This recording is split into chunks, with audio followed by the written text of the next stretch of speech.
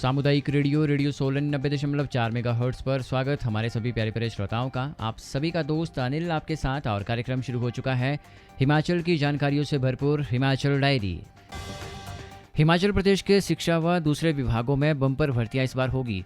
मुख्यमंत्री सुखविंदर सुक्खू की अध्यक्षता में पिछले कल शिमला में हुई बैठक में मंत्रिमंडल में बहुत सारे फैसले लिए गए। सबसे बड़ा फैसला था शिक्षा विभाग में 5291 पद भरे जाने हैं। इनमें से टीजीटी आर्ट्स के 1070, टीजीटी नॉन मेडिकल के 776, टीजीटी मेडिकल के 430, शास्त्री के 494 और जेबीटी के 2521 पदों को भरा जाना है। हिमाचल पथ परिवहन निगम यानी HRTC में भी पुरानी पेंशन योजना बहाल हो गई है और इस फैसले से निगम के करीब 7000 कर्मचारियों को लाभ होने वाला है। और इस संबंध में HRTC के प्रबंध निदेशक संदीप कुमार ने सभी मंडलीय व क्षेत्रीय प्रबंधकों को निर्देश जारी कर दिए हैं और सरकार के निर्णय के अनुसार कर्मचारियों को 60 दिनों के भीतर पेंशन को लेकर अपना विकल्प देना है। साथ ही कर्मचारियों के मासिक NPS कटौती को बंद करने के निर्देश भी सरकार की ओर से जारी कर दिए गए हैं। हिमाचल प्रदेश के मध्य और उच्च पर्वतीय 8 जिलों के कुछ भागों में आज बारिश की संभावना जताई जा रही है। इस दौरान 1-2 स्थानों पर अधड़ चलने का येलो अलर्ट भी जारी हुआ है। 19 और 20 मई को उच्च पर्वतीय वाले कुछ क्षेत्रों में बर्फबारी और बारिश दोनों हो सकती है। बाकी भागों में मौसम साफ रहने की संभावना जताई जा रही है। ऊना में अधिकतम तापमान 31 डिग्री सेल्सियस रिकॉर्ड किया गया है। राजधानी शिमला में न्यूनतम पारा 17.4 डिग्री सेल्सियस रिकॉर्ड किया गया।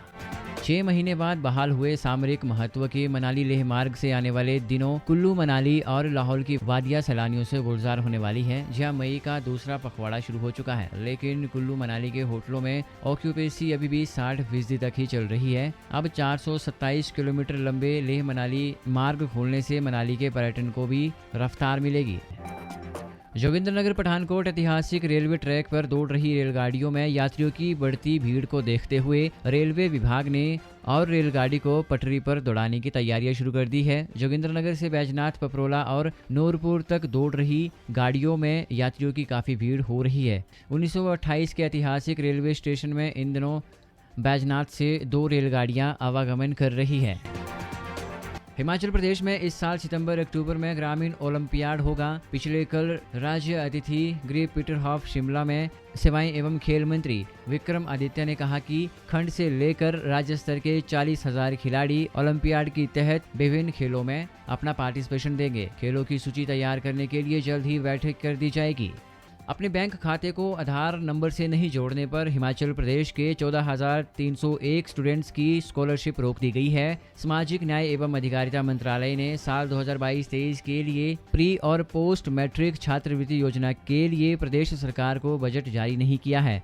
पत्र जारी कर शैक्षणिक सत्र 2023-24 का बजट लेने के लिए सभी को नियम पूरे करने के निर्देश जारी कर दिए गए हैं। आधार नंबर से नहीं जोड़े गए खातों वाले आवेदनों को अब शिक्षण संस्थान पर ही सत्यापित करने को कहा गया है। अदरक के बीज के दामों में इस साल भारी उछाल देखने को मिल रहा है। फसल की बिजाई शुरू होते ही बीज की मांग भी बढ़ने लगी है। किसान बीज के लिए एक दूसरे के संपर्क में हैं और इस बार अदरक बीजों के दाम पिछले साल के मुकाबले 2.5 गुना बढ़ोतरी के साथ लिए जा रहे हैं। जिले में अदरक का बीज प्रति 40 किलो मिल रहा है, जो पिछले साल 2,000 रुपये तक मिल रहा था। यानी कह सकते हैं कि 1 किलोग्राम बीज 100 से 130 रुपए के बीच में मिल रहा है। हालांकि कृषि विभाग भी किसानों को बीज बेचता था। पिछले साल विभाग ने किसानों से 55 रुपए प्रति किलो के हिसाब से बीज खरीदा था। कम उत्पादन होने की वजह से इस साल विभाग को बीज नहीं मिला है, लिहाजा किसान बीज के लिए एक दूसरे के संपर्क में ही आ रहे हैं। भारत संचार निगम लिमिटेड यानी BSNL अब हिमाचल में IPTV यानी इंटरनेट प्रोटोकॉल टेलीविजन सर्विस की शुरुआत करने वाला है।